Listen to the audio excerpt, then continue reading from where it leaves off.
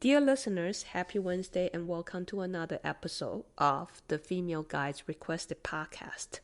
I'm your host, Ting Ting from Las Vegas. Today's guest is Andrea Charest, and she is very special. I met Andrea in 2007 at my very first water course on the East Coast. I after all moved to the West Coast wanting to climb longer objectives, but thanks to the rise of social media, Andrea and I stay connected. Right now, Andrea co-owns Petra Cliffs Climbing Center and Mountaineering School. She is an AMGA Certified Ice Instructor, Assistant Rock Guide, and Apprentice Alpine Guide. She navigates work and life as a mother, partner, guide, ally, and Mammut ambassador. In this episode, Andrea talked about how she started her guiding career in Vermont, how she found harmony between motherhood and work, and how she regained her footing after a devastating accident almost claimed her husband Steve's life.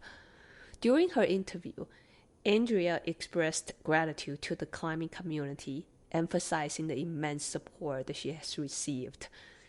Andrea is humble and resilient, competent and professional. She loves what she is doing, and she is damn good at what she is doing. Now, please enjoy this episode.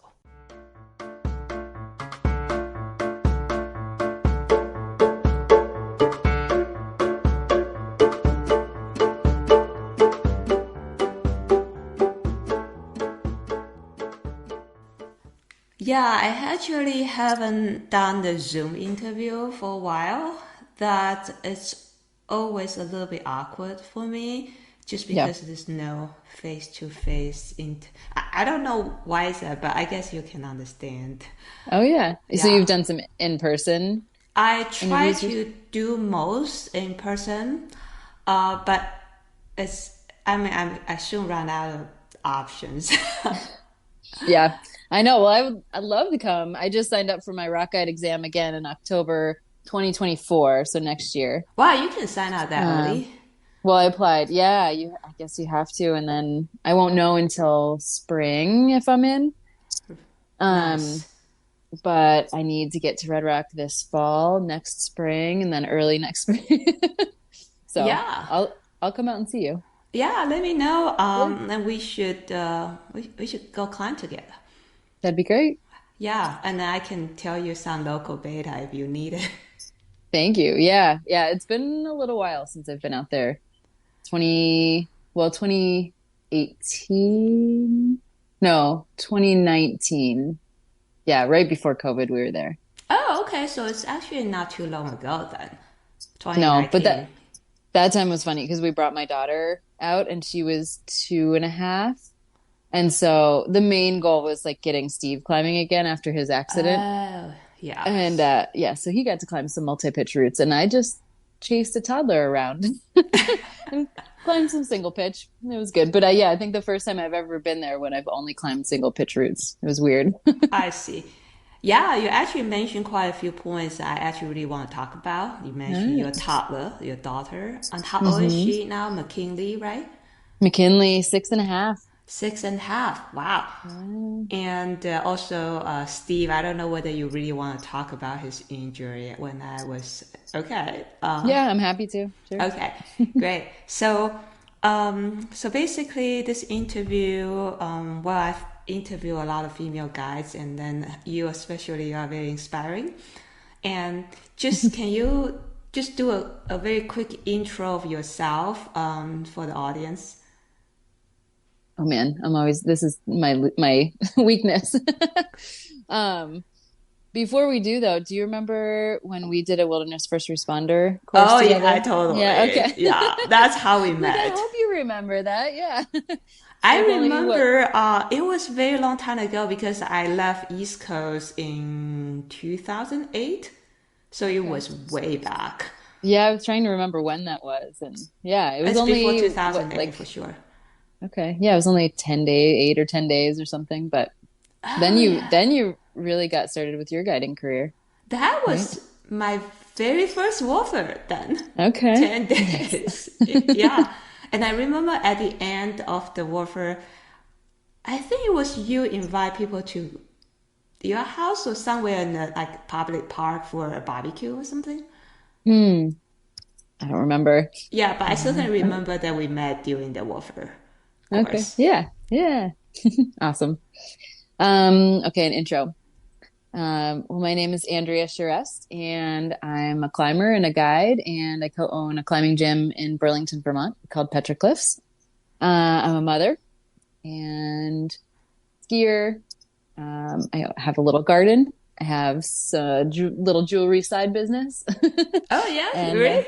Wow. yeah, called Alpine Joy on Etsy. I didn't Um, even know about that. You it's like didn't put it on your Instagram, did you? I didn't see it on your no, profile. I try to stay kind of anonymous. It's like a very shoulder season thing, and it's not consistent. It's only when I have time, so it's in little spurts here and there. But yeah, I love it. Then I have like more questions for you because I am also thinking about starting a side hustle myself, but then Okay. I'm not quite sure what that would be. So great. And so, all right, let's start. I know the own a climbing gym. You Mhm. guide both rock and ice, right?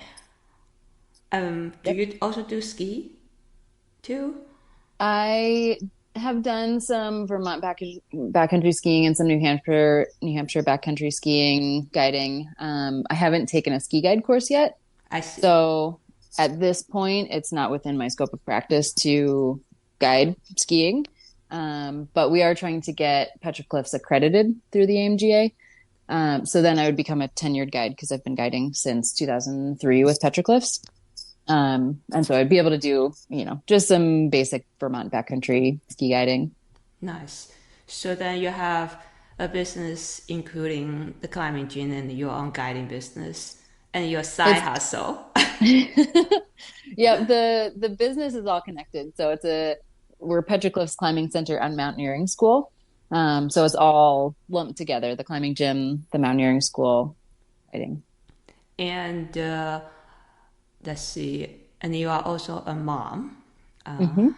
that your daughter is 6.5 right now. Right? So, to be honest, I think maybe we'll talk about, if you don't mind, about the motherhood because I chat with some women and then they either wait until their kids are much older before they really jump into the guiding career, or they decide not to have kids. I don't have kids. I always feel I do have two cats, but obviously the complexity is like very different than having real human Right. kids. So how was that Oops. always in your plan, and how did you manage to for your time and your career path in at the same time raising a kid? Sure. Yeah. I knew or I thought that I always wanted to have kids. As a kid, I would write in my diary all of my daughter's names that I wanted to have. I never wanted to have a son. I always wanted to have a Ooh, daughter. that And I'm curious. Yeah. yep. But then actually when I did get pregnant, I thought I was having a boy because I was just like, I don't know, now I seem like more of a boy mom. But we couldn't think of any boy names, so it was a good thing that I had a girl. Um, and we knew we wanted to have kids. I got married in 2006, and it was something that Steve and I talked about. We knew we wanted to have kids, but we were having a really great time just doing a lot of playing, and we're both guides. So, doing some guiding and doing some playing, climbing, skiing all over the place. And we kept saying, yeah, yeah, we want to have kids, but not right now. Yeah, yeah, yeah, we want to have kids, but not right now. And I think after we got married in 2006, people had a pool of how quickly we'd have kids. And some people thought, like, oh, within a year, within 5 years. But it was 10 years after we got married. And the plan was to take my rock guide exam, pass it, of course, and then have a kid. But then I took my Didn't rock go as a plan. didn't go as planned. I took my rock guide exam. I didn't pass. And so then I was like, oh no, do I have a kid and put the rock guide exam on hold again? Or do I take the rock guide exam, again and put having a kid on hold. But at that point, I was 35 and I felt like time was ticking. So I did sign up for the rock guide exam again, like October of 2016. But then I ended up getting pregnant in May of 2016. So I was very pregnant by October. Like the rock guide exam wasn't going to happen being that pregnant. Art Mooney did say, well, you could be the first participant to take the exam in a full body harness. Ooh, I was like, that sounds miserable. it does sound miserable. It will be Yeah. hard. Yeah. Yeah. Especially the full body harness that I had only has one gear loop. Oh, so you have to So put that gear on one side. yeah, it was great for doing some sport leading and cleaning, but no trad climbing by the time I was pregnant enough that I was wearing a full body harness. That's interesting. So you were saying that you do some like still doing some sport leading. I thought that actually I'm never pregnant, obviously. So uh, I'm wondering.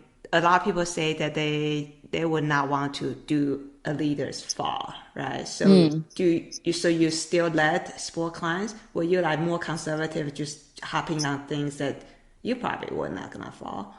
definitely. Yeah, it was definitely more conservative. And the first time I felt that impact of like, ooh, I want to take it easy. Um, I found out that I was pregnant probably not until about late June. And so I had been guiding a little bit, and Steve and I had been planning a trip to the Alps. And our plan was to summit the Matterhorn, the Eiger, and Mont Blanc all within a 2 week period because somehow the weather was going to line up perfectly and we were going to summit everything. Um, but then we were kind of making plans to stay in huts and found out that I was pregnant. And so we thought, like, well, can I still climb to 15,000 feet and sleep at 12,000 feet? There are people who live at that elevation and get pregnant, but to travel to that elevation, yeah, it was kind of an unknown. So we ended up just changing the trip around a little bit and basically rented a car and had 2 days of accommodations at a time and just drove where it was sunny and did some sunny sport climbing and some alpine climbing, but always slept down low again. Um, but we got onto a route, Harold at Maud on Point La Chenelle, right off of the Aiguille de Midi outside of Chamonix. And yeah, climbing a couple pitches of that, it's like a 510 granite, beautiful granite. But I was definitely freaked out because I didn't want to fall at that point. I see. So yeah. Yeah, that kind of remind me that the decision making that we us guys we often do is like, okay, there's something unexpected happen, then we kind of have to change plan on our feet. So it's very Mm-hmm. similar like that. So you have all this trip planned out. Now, okay, I'm pregnant, I have to change plans. So I think you're probably very familiar with that series of decision making.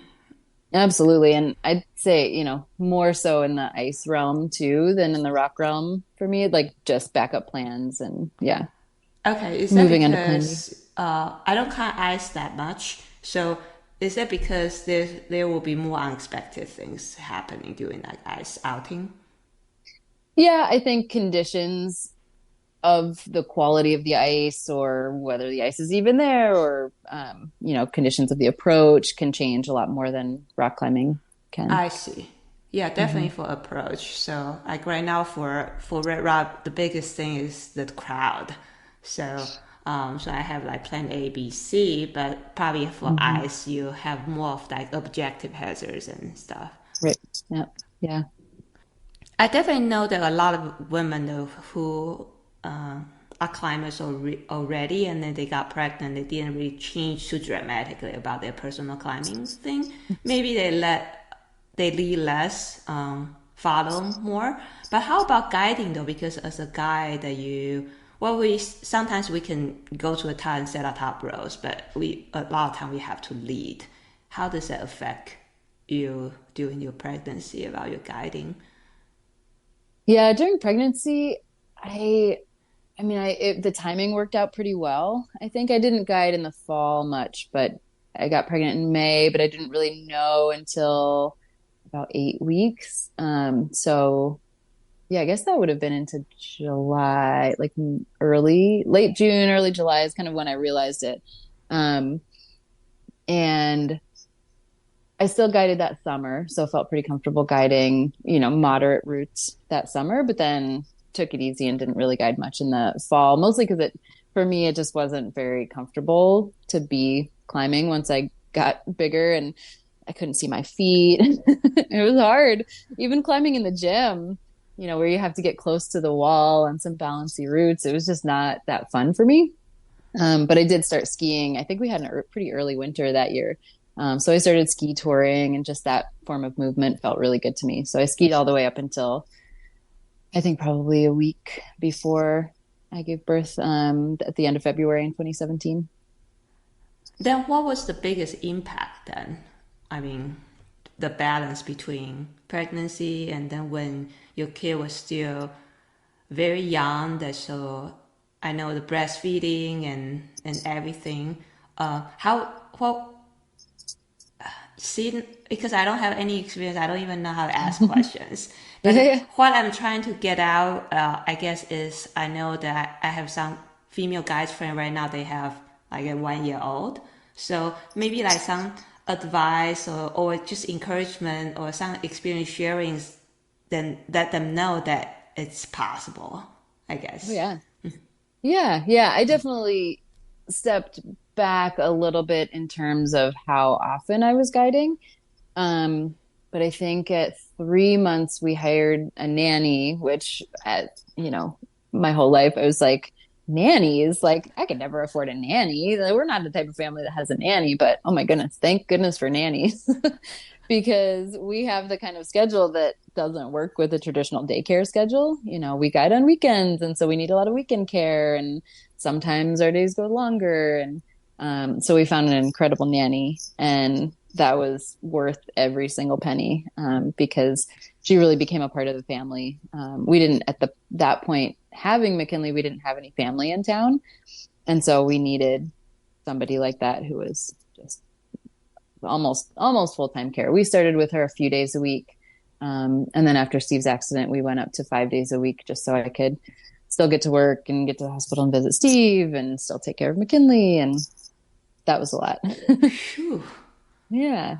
Um, but guiding wise, I think I'm also fortunate to have the climbing gym. So I was able to take her to the climbing gym from, I don't know, probably 6 weeks old. She started coming pretty regularly to the climbing gym because she was sleeping a lot. So I would like nurse in the corner. She would sleep in a little bassinet and I would do payroll and whatever. And so I would bring her to the gym a couple days a week, and then she'd have a nanny a few days a week so I could get out and guide. I see. So, from what I heard is, luckily you have indoor space for guiding, also outside space for guiding, and you have some business admin kind of things to do. So, you definitely appreciate and recommend maybe the outside help. But in the meantime, Yes. you have to shift your work around to accommodate that. Yeah, yeah. I mean, family is super helpful if somebody has family in town. Now we do. My parents actually moved to be closer to us, which now is really helpful. But that wasn't until about 3 years ago. So yeah, the beginning, friends, leaning on friends, leaning on the nanny. It takes a village, as they say, and it's very, very true. I see. So then I remember that Steve had this very bad accident in 2018 Hmm. then. So you were pregnant in 2016. Wow. So the McKinley was 2 or 3 years old She was only. almost two. Yeah. So Steve's accident was the very end of December 2018, and then she turned two in February of 2019. Yeah, because at that time I was super shocked about the accident. So, because you were at the time that, well, you already have a lot on your plate and your daughter was very young, and then obviously Steve's income probably is also very important for the family and everything. So Hmm. how did you juggle all the things, and what exactly did you overcome all these hurdles? Yeah, community is the big piece there. I mean, like I mentioned, we didn't have family in town at that point, but we did have a lot of family that came to stay with us and help out.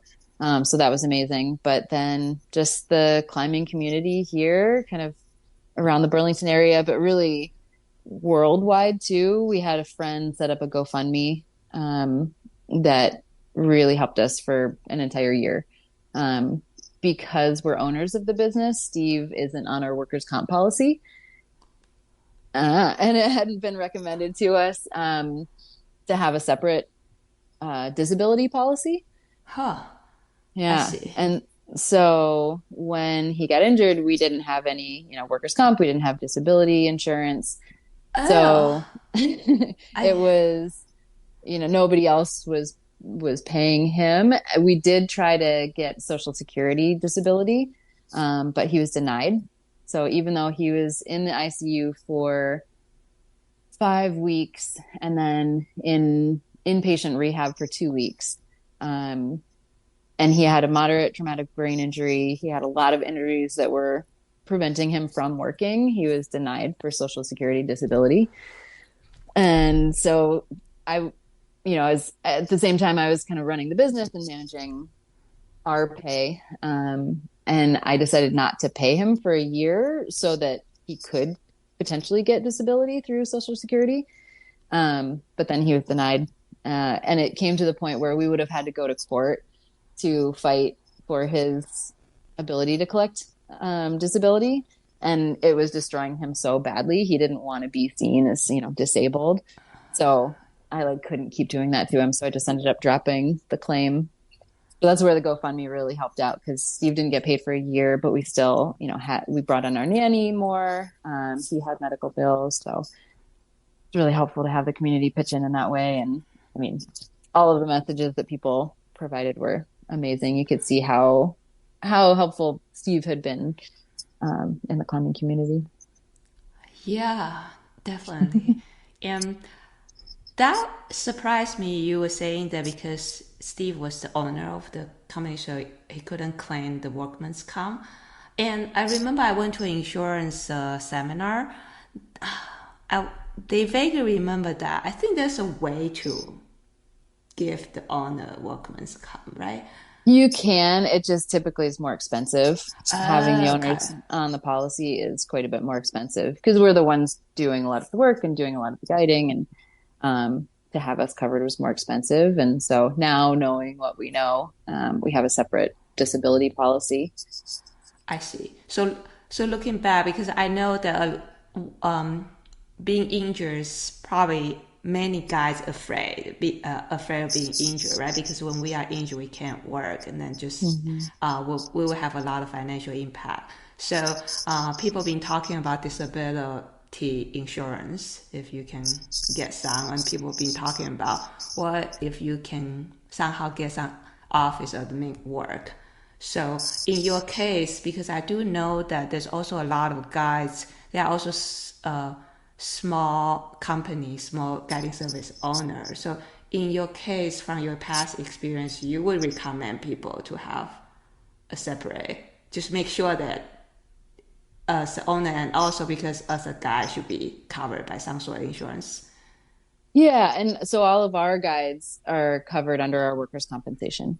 Yeah, anybody who Yes, works for us is covered. So if somebody works for another company, just make sure that they're covered under the workers' comp. Um, but if you own your own business, your private guide, just dig into that deeper because it's a big impact. Yeah, if you get injured and you can't work, Steve wasn't satisfied washing dishes. I think that was disability's response to him. It was like, well, you could go be a dishwasher somewhere. Like, oh, how demoralizing is that? yeah, I mean, I totally understand. I mean, even right, if even like if somehow my fingers twig, I'm like depressed because I can't climb Yeah. rocks. So I can't imagine like with Steve's condition. Then definitely it was pretty demoralizing for sure. Yeah. Yeah. Yeah. And then, and I was taking on a lot of the extra guiding too, whenever I could.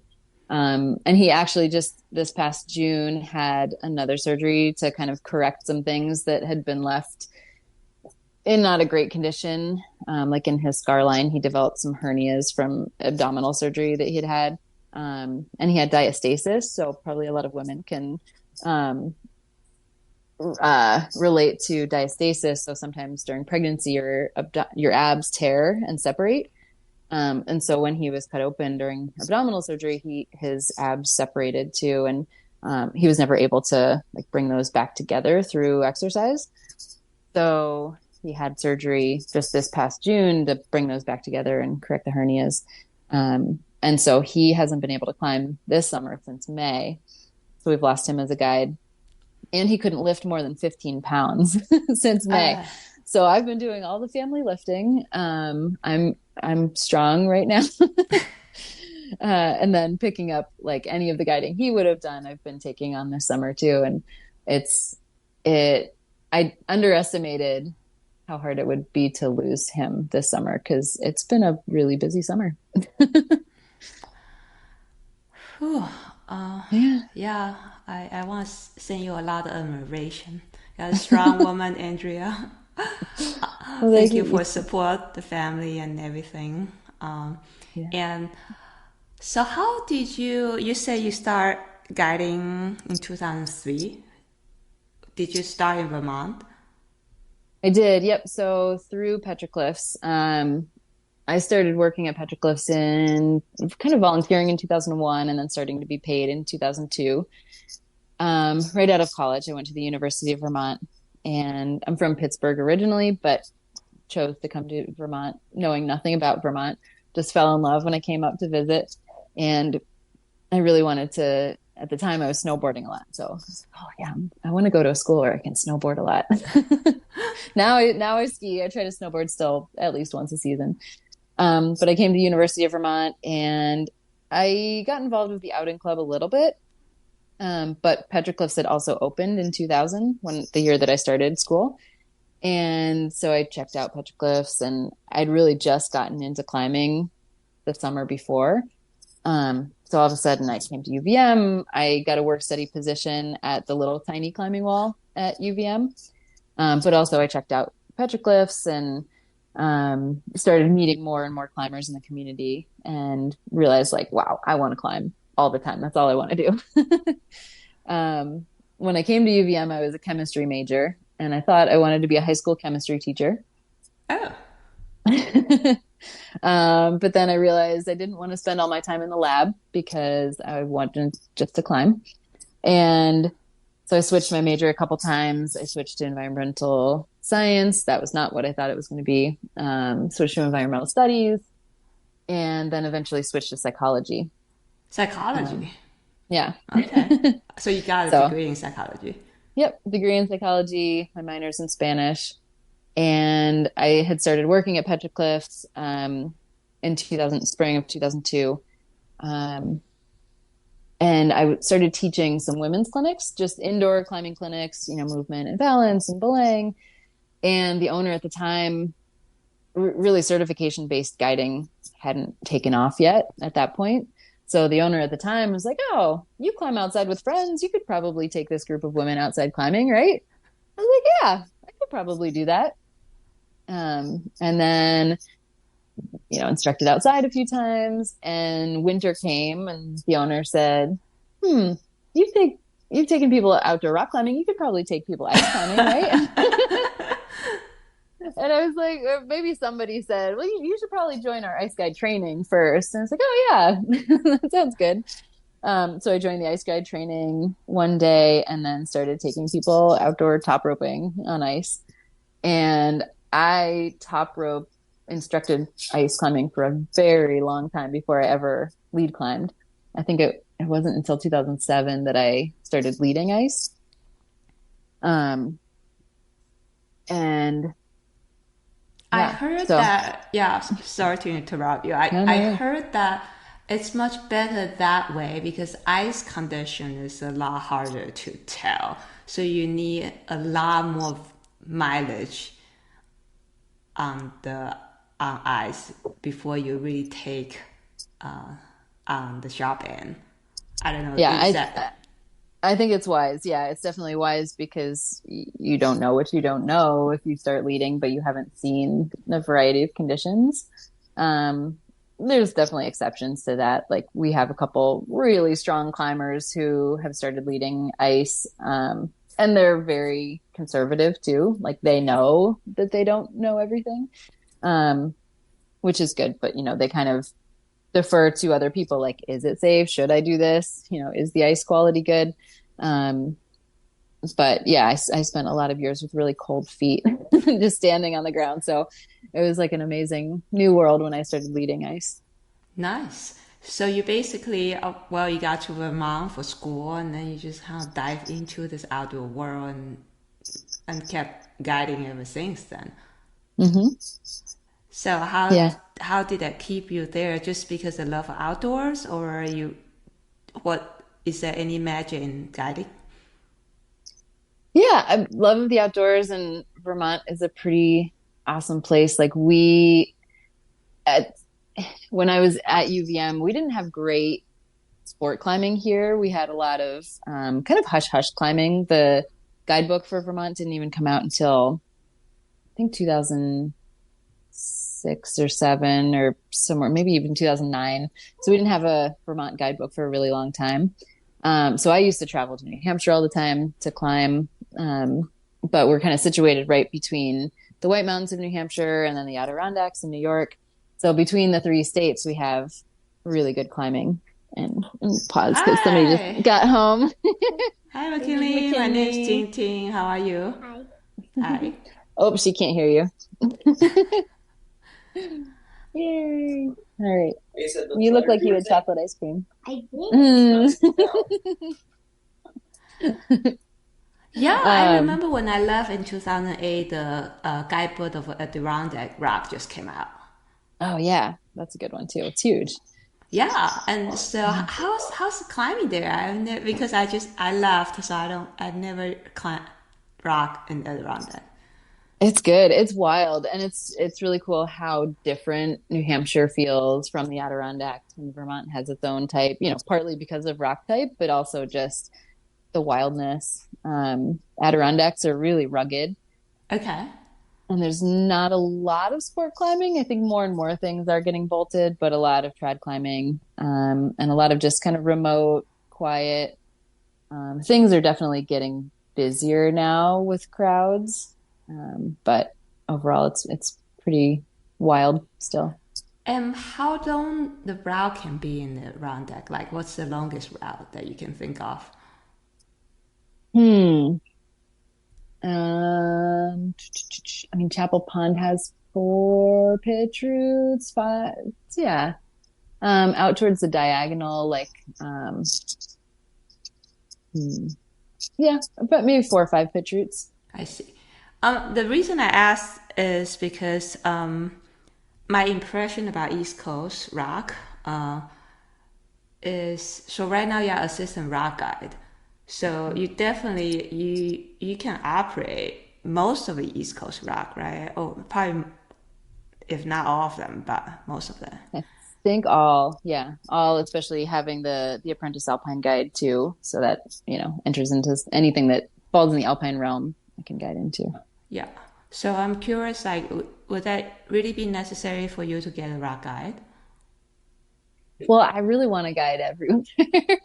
Hmm? So Sorry. especially, I really want to guide other places I too. see. So someday I'd love to guide in Red Rock. And I think as McKinley gets older too, I'll be able to either to travel with her a little bit more or leave for, trips here and there. So I'd love to be able to just have the certification that Definitely. allows me to guide anywhere.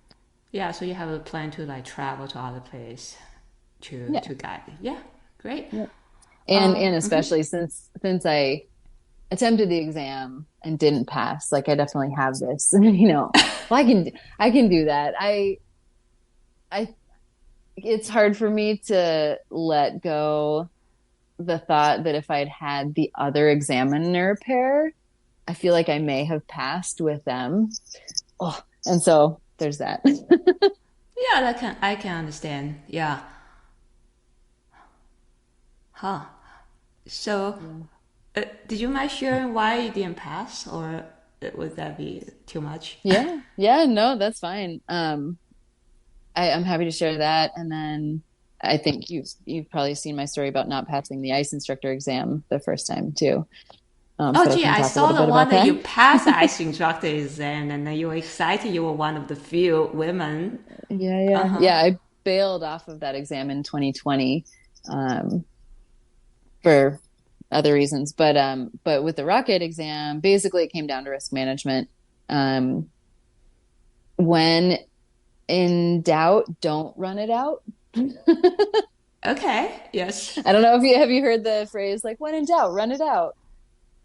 No, I do, but I don't use that. You're good. Well, I don't tell that to other people. Maybe I do that to myself, personal climbing, but I don't know. Yeah. Well, I think some of the climbing in the East, it kind of demands runouts. And so I was pretty comfortable climbing with some space between gear. And one of the exam routes was Cloud Tower. Um, Mm-hmm. and so my co-candidate had the whole approach and the first three pitches, and then we swapped just above the crux pitch. And then I had the last three pitches and the whole descent. Wait, you climb cloud tower on your exam? Yeah. That's a hard one. Yeah. Ah, okay. So my co-candidate had the first three pitches, and the first three pitches all take pretty small gear. Yes. And so I had the number 4 in my backpack, and I was following along, and the crux pitch is 12A, I think, but at that grade you're allowed to aid through sections. Oh, okay. So he aided through what he needed to, Yeah, but with then the small examiner, gear. Yes. small gear. Yeah, and then he hadn't set me up to follow aid. And the examiner called up to him like, "Hey, back clean some pieces so that I can top rope free it." Okay. And so now he's like back cleaning some pieces, so that the examiner can like climb through and not have to Clean. unclip as many pieces of gear. Yeah. And then I was a third, so I followed, but there weren't enough pieces for me to like aid follow, right? And he hadn't set me up with a gree or anything to be able to just jug through it. So I was like trying to climb, but then the examiner was like, "You need to show me that you can clean aid." I was like hanging and cleaning pieces. It was really, really strenuous, and not ideal for me to then take over into the guide roll at the top of that pitch. Huh. Yep. So I got up there, and the fourth pitch is, I think, 10C off width. And so we swapped racks, and I coached my climbers through, like, here's how the moves are going to go, and blah, blah, blah. And I start climbing up, and I'd done this route twice before, except for the very last pitch. So I start climbing up, and the crack starts getting wider, and I place my number 3, and I climb up another 10, 15 feet, ready to place the number 4, but it's still in the backpack. Okay. And so I have the conscious thought of like, well, do I down climb awkward 10C off width and like hang at the number 3 that I placed, take out the number 4, and then get back up? Or do I keep climbing another 10 feet where I know there's 2 smaller bomber pieces of gear? So I decided to keep climbing because I felt pretty comfortable in this crack. And apparently the belayer down below and the examiner are just like, "What the hell?" Like, why isn't she placing gear? Watching me run this out. So I get up, I place the gear, I bring them up. There was some conversation, and they realized like, oh, I still had the number 4 in the backpack. And then we keep climbing up. And, at this point, I don't know if you've ever had things get into your head when you're taking an exam, but just For like, sure. oh, beating myself up after that for sure. Fifth pitch goes fine, but then I'd never climbed the last pitch because I'd gotten there and either there was a long line or got there one time and it was really hot. And that last pitch can be just in full sun. And so my co-candidate and the examiner were trying to psych me up to onsite it, even though it's 11, I think it's 11C. Like it's harder than the standard.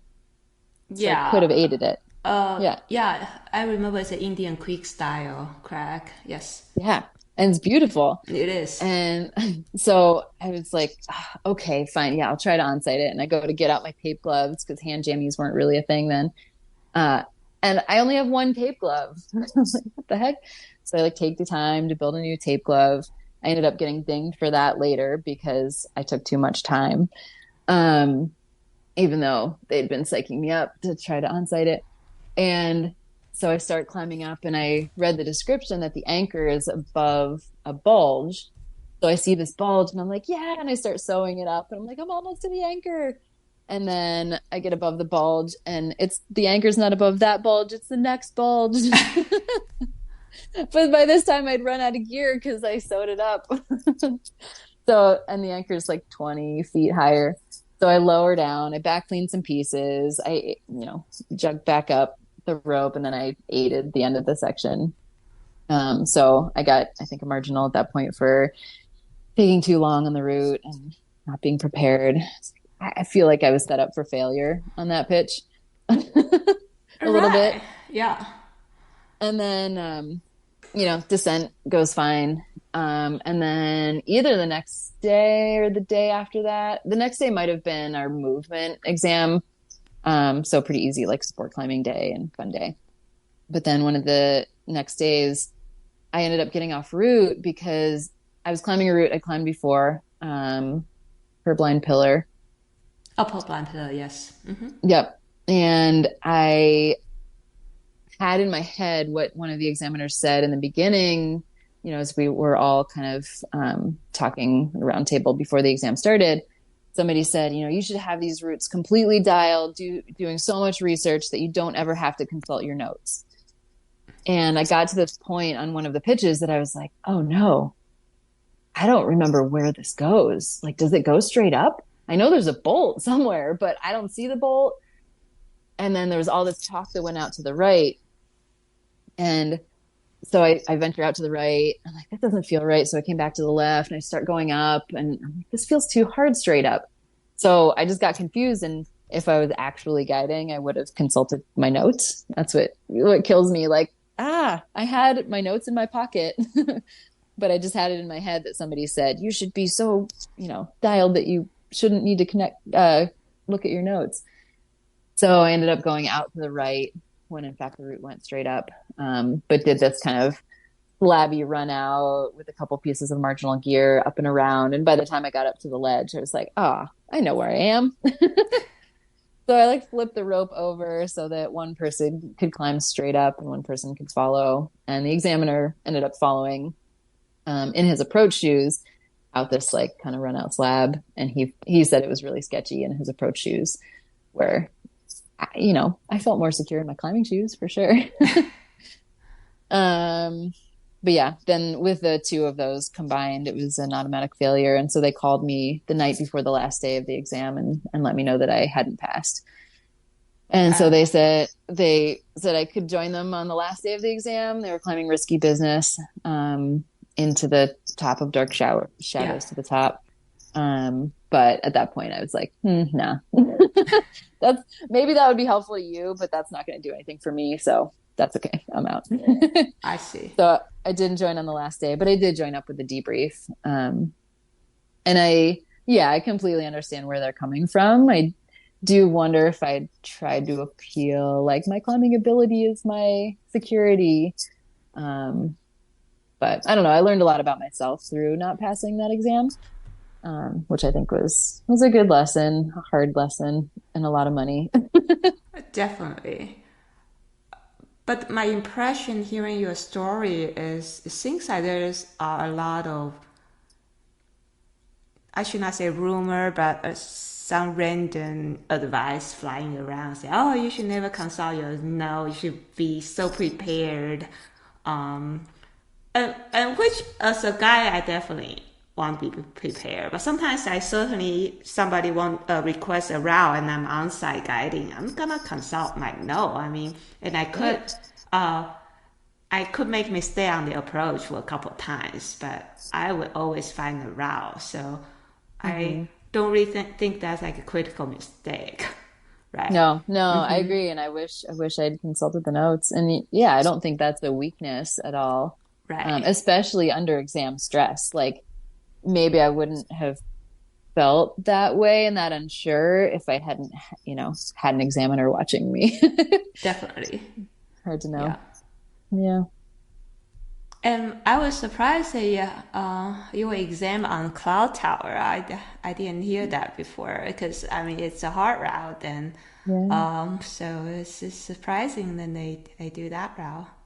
That sounds like it used to be a pretty standard exam route, and it Huh. sounds like they don't use that anymore. So I'll be excited to hear what the new exam routes are for next fall. Okay. Yeah, because Yeah. I haven't heard people being on that, but certainly I've heard and I've witnessed people on Texnefron, which is probably Hmm. 11A or something, just kind of skip the chimney part of epinephrine so they don't have to compete with the crowd and stuff. Hmm. Yeah. Yeah, Yeah. so I mean, I think with all this experience and all that, which year was that? That was 2015. So it's still kind of like early days.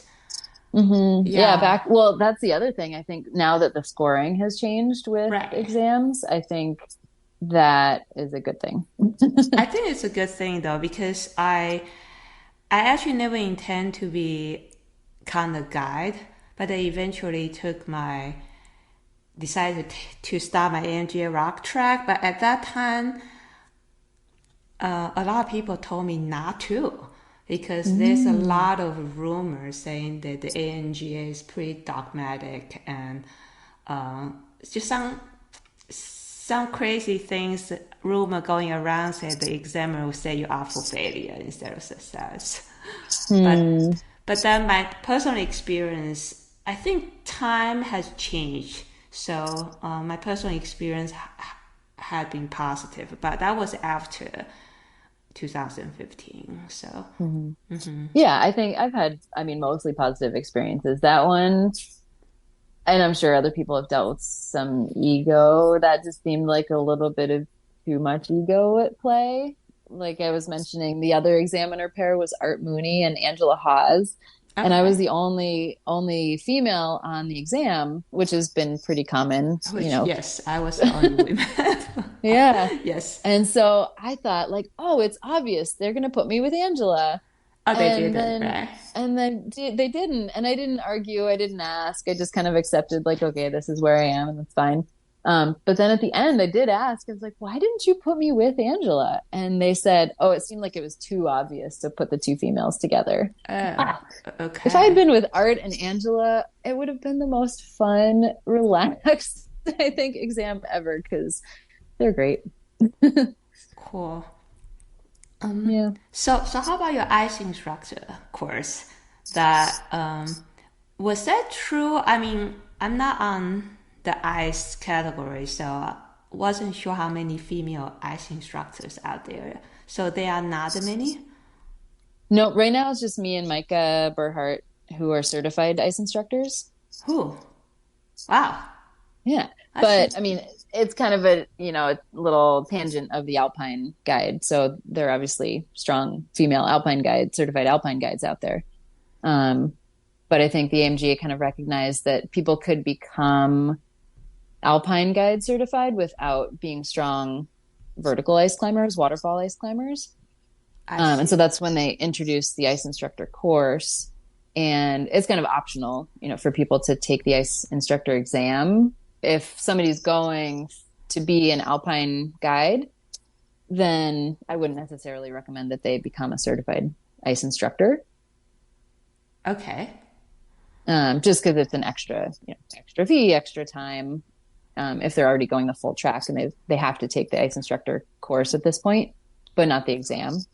But for me, I don't see myself becoming an Alpine guide, partly based on where I live and the terrain and what I want to do. I love So, Alpine climbing more for fun. Not, I don't think I want to guide.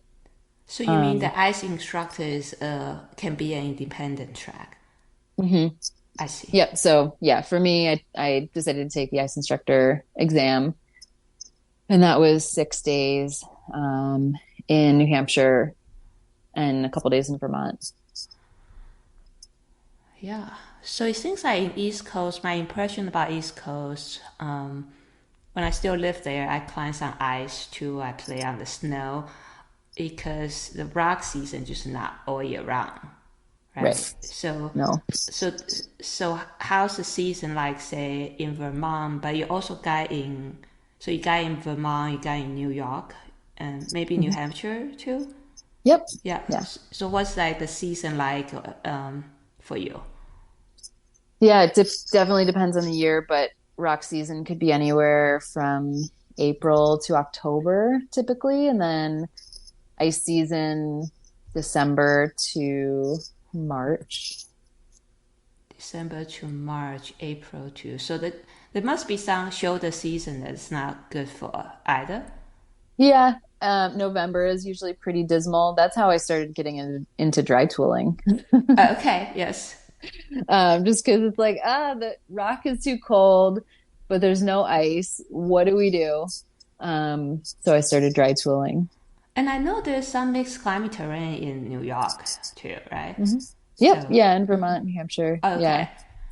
And I, uh, once I started dry tooling, I kind of went down that rabbit hole of I was doing a little bit of indoor dry tooling, but then I guess it was 2012. I decided to apply for the Ouray ice climbing competition, mixed climbing competition. Nice. Um, and I had done Vermont dry tooling competition indoors, and then New Hampshire, their ice festival had a dry tooling competition too. So I think I'd done that competition before doing Ouray.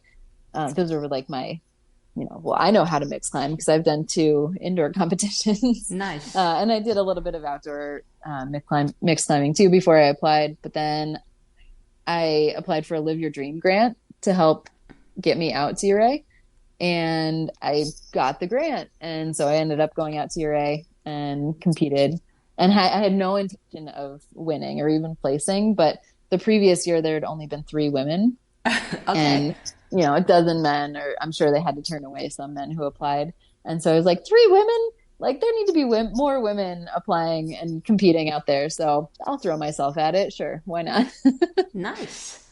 Yeah, so I went out and I competed 2 years in a row. And the first year I didn't fall off. I completely timed out, but I ended up being the first competitor in the morning, and it was like -4 degrees Fahrenheit Ooh, and couldn't feel my hands. But I held on for the whole 12 or 13 minutes, whatever the time limit was, and made it almost up to the man-made wall, and then came off. And then the second year, I just like popped off completely unexpectedly. So I was kind of bummed after that, but that was a lot of fun. And then I've kept climbing in some local competitions, but I don't train for it much anymore. Just the people who are training now for mixed climbing dedicate a lot of time, and it's pretty serious. And nice. as you know, as my introduction was, I don't have all of that time anymore. Right. Yeah. So how do you prioritize your time, right? So, I know a lot of guys. I mean, obviously, different depending on the phase, you might have some emergency, but and then maybe you also have some personal climbing objective. So, how do you prioritize your time right now with your balance, work-life balance? Yeah. I like to think of it more as work-life harmony. Harmony. Okay. I guess, yeah, definitely not in balance. I think because a lot of my work just is my life, owning the business. And then we take McKinley to the climbing gym a lot. We're there a lot. So yeah, it's all in harmony, but not necessarily in balance.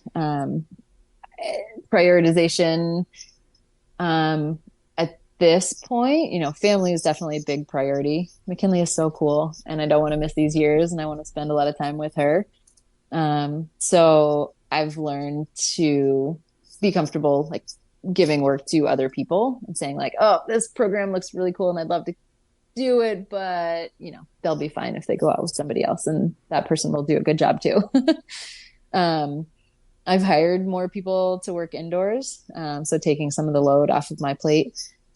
which has been amazing. We're still growing. We're still super busy at the climbing gym and between climbing teams and summer camps. We have guiding that happens with all of those groups too. Um, yeah, we're still busy, and I feel like I could use another full-time person. Yeah, maybe I'll But move to Vermont. full-time year-round guiding is hard. Yes. But yeah, if you want to work some front desk shifts, yeah. um, yeah, and there's definitely some personal climbing objectives. I think it's really important for guides to have that time to get out and climb personally, just because it's not the same type of climbing when you're climbing with guests. You're not typically pushing it and falling. You don't want to be be doing that. Um, so trying to maintain as much personal climbing as I can. That's an area I could grow in for sure. I don't think I have quite enough personal climbing. So I've been trying to take off Wednesdays, especially once now McKinley is in school full time, which is great, because I have a little bit more free time now. Nice. Yeah, I watched the videos you and Steve made with Mammut, Mm-hmm. and I watched them all. But there's one video talking about the harmony, the work-life harmony, and then I don't remember the exact quote, but you say, well, right now I don't have a lot of time for personal climbing, but just keep doing it. Um, Keep doing it, and I bet later than say your daughter's older and you have more time, then you can still pursue your personal climbing goal if you keep Mm-hmm. doing it now. And Yeah, yeah, I think that's a big thing that I've seen with friends who were climbers and then got pregnant and then kind of just gave up climbing, which for them, I totally respect, their decisions. But I think it is easier. Well, it's harder to keep going for sure. It's like there's a lot of stuff to pack up, or just a lot of logistics of continuing to climb and continuing to guide while having a kid.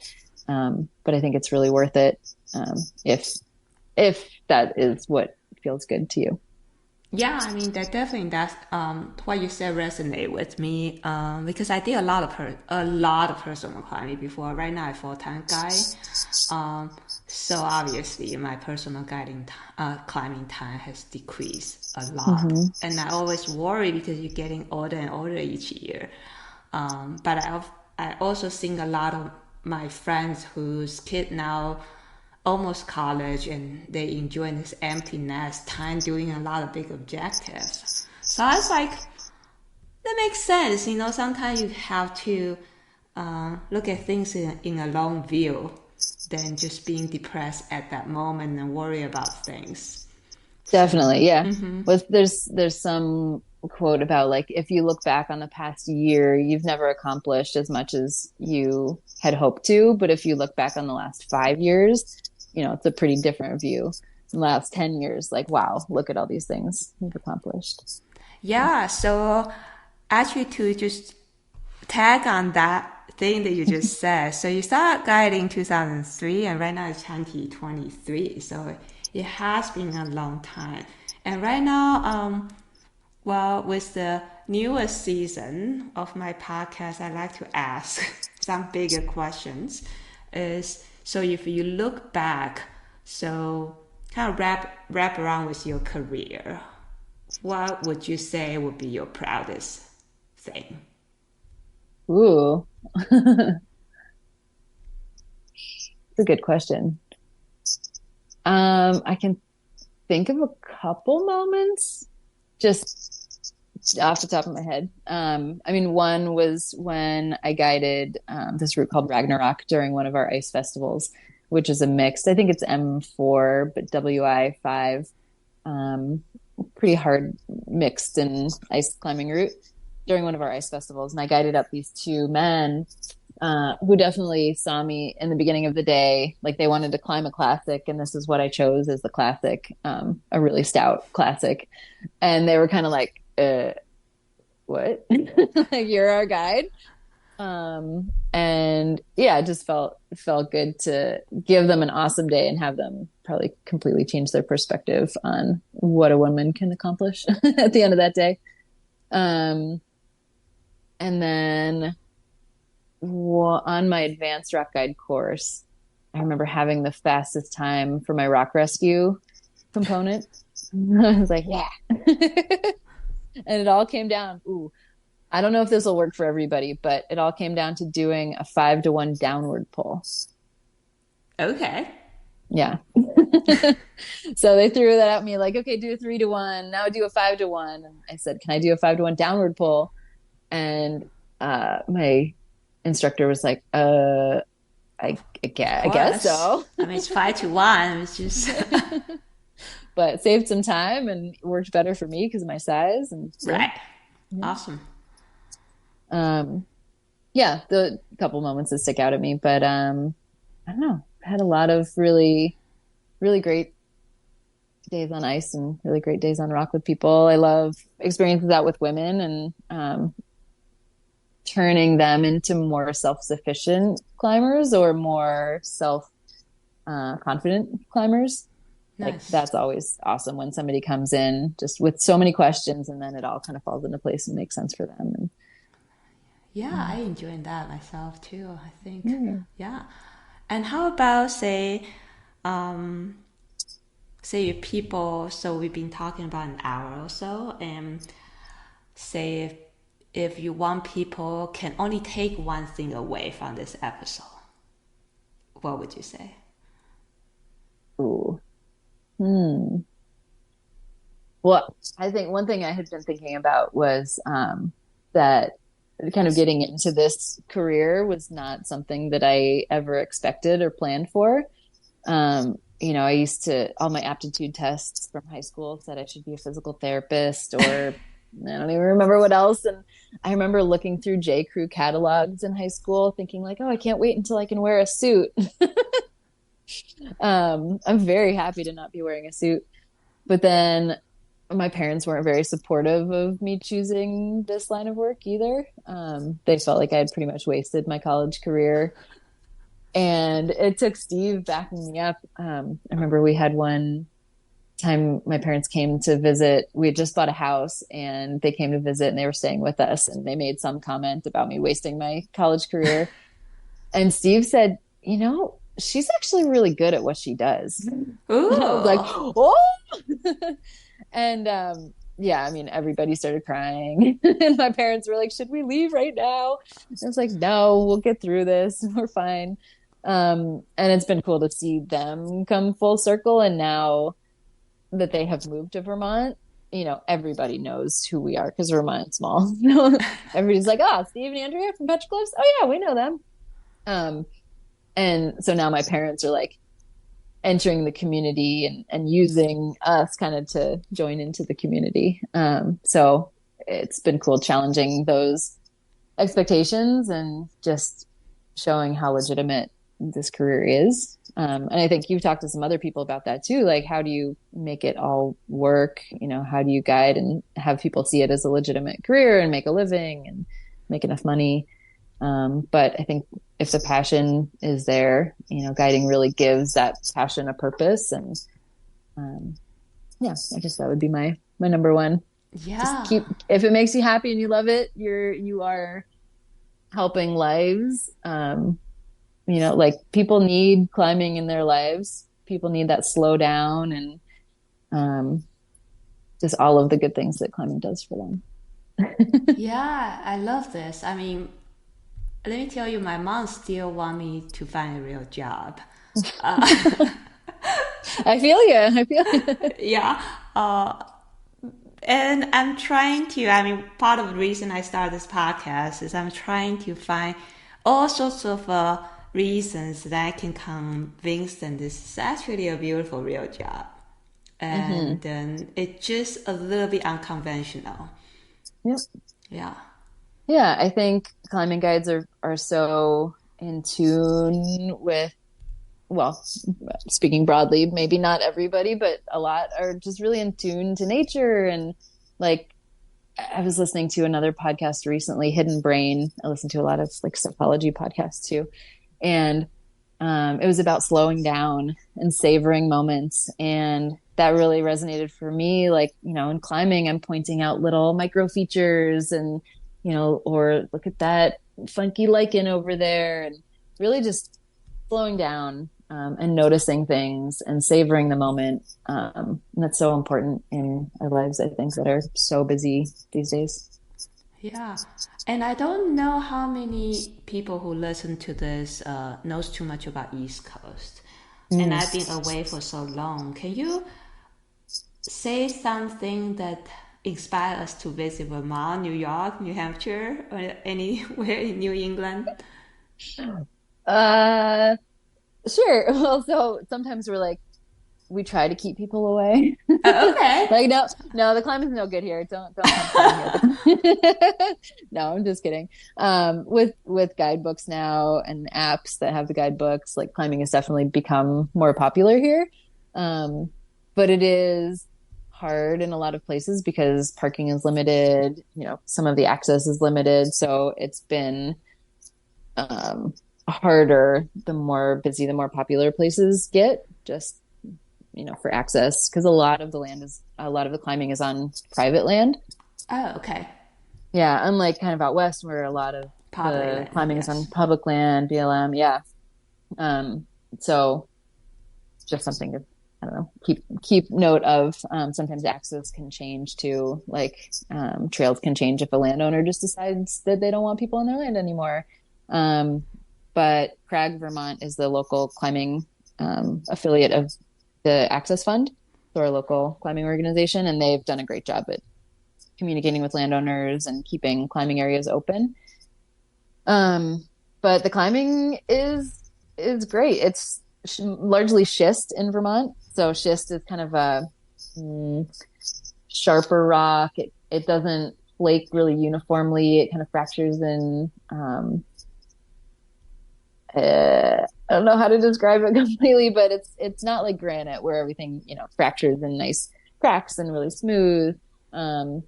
Schist has a lot of texture, so you can smear really well. It has a lot of sharp edges, so a lot of crimping. We don't have a lot of cracks in Vermont, but that's where it's really nice to have New Hampshire. Can go over and climb granite cracks, but there is a granite band of rock that comes through Vermont too. So up in the Northeast Kingdom, as it's called in Vermont, so the northeast corner of Vermont has some big granite bands that have really nice cracks in them. And then that kind of continues down into central Vermont, and there's some big granite slabs into central Vermont. There's some limestone. There's limestone that overhangs Lake Champlain, and some of the pictures there look like you could be climbing in Spain or Greece. Like, no tufas. That would be very cool. But overhanging overhanging limestone sport climbing. Very cool. So it's really a good variety here. I In the see. Yeah. Adirondacks, there's some north of site, and it's all, there's good cracks, there's good everything, good slab. Yeah, it's really varied and a really good community around too. So not just the climbing, but I think the little cities and towns and general atmosphere is really fun here. Yeah.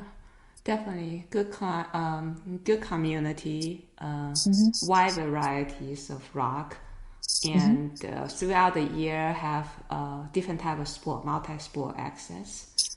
Absolutely. And I do think that if you can do it here, like the East is a really good training ground for anywhere Training else you ground, go. okay. Yep. Yep. Training ground in terms of means like a big alpine route, or like just get used to different type of rock and Different type of rock. The grading can be kind of stout. okay. Where some of the ratings have been changing over the years to actually reflect the difficulty of a route. But, when 5.9 was the hardest Yes. rating in the country, a lot of New Hampshire and Adirondack climbs were rated 5.9. That could be anywhere from 5.8 to 5.11. Yeah, I actually start track climbing in the gunks. So Oh, yeah. yeah, Yeah. so I do know the lower rating is kind of, I start with like 5.3. Yeah. Yeah. The gunks are great. And the gunks are only four and a half, 5 hours away. So it's a good weekend trip too. I see. Mm-hmm. Cool. And so, well, how do people find you? I will definitely put your Instagram, Petra Cliff, and Petra Cliff has Instagram and website. And what Mm-hmm. other resources you want me to put on the show notes? Yeah, you can put my Instagram. It's at VT Andrea. From there, I guess I'll put up my Etsy account so you can find my Alpine Yeah, joys. I would love that. Yeah, I mean, I personally Okay. don't wear much jewelry. I feel it's when I rock climb, it'll get in the way. But I definitely looking forward to see your creation for sure. Thank you. I Yeah. oh, I forgot to ask you about the side hustle. I guess I would think more a little bit about what I want to start, and then maybe ping you too if I need some Yeah. suggestion or helps. Yeah. Let's talk. Come out and come ice climbing, and then we can talk about a side hustle. Yeah, I don't even own an ice tool right now. I sold my ice tool. Can I borrow your ice tool? Yes, Okay. I have just a few pair. Yeah. Okay, great. Yeah, so let me know when you are in my neighborhood. We should go climbing. I definitely don't work every single day, so I will have days Okay. for you. Good. I would love that so much. Yeah. Yeah. All right. Thank you for taking this time for me to interview Yeah. you. And Absolutely. yeah, I can't wait to see you either in Red Rock or perhaps I will travel to you. Yeah. Sounds good. Yeah. I Okay. can't wait to see you too, Ting Ting. Yeah. All right. Bye. Thank you. Bye.